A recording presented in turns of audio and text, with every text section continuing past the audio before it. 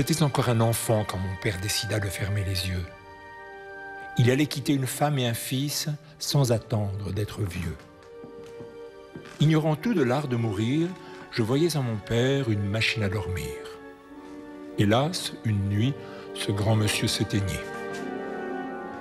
2 larmes vernoyaient la flamme de ses yeux fuyants. C'étaient les dernières, les plus éphémères. Je tendis mes petits bras vers le visage du dormeur pour que chacune ait un doigt où couler en douceur. La première se perdit dans le cou, la seconde fut sauvée sur la joue.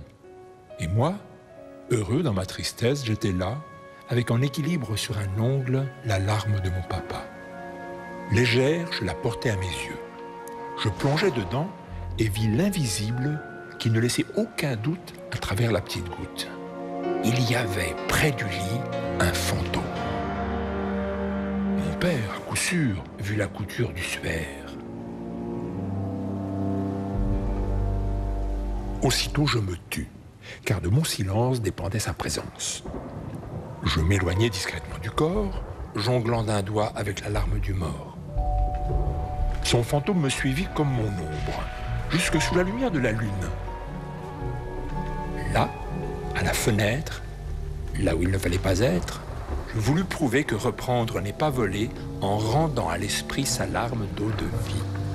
Mais le temps en décida autrement quand la fenêtre plia sous le vent.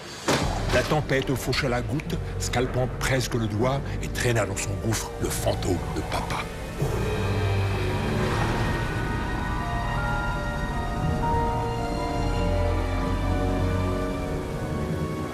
Sa femme, ma mère, sentant le courant d'air, vint fermer la fenêtre, chassant l'esprit maudit du château qu'il hantait.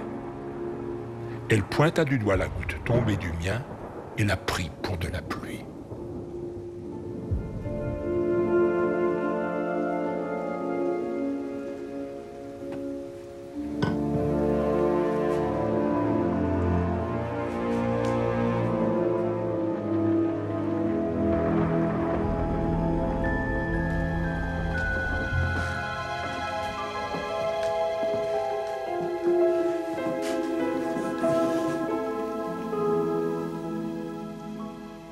L'enfant que j'étais ne comprit jamais sa maman.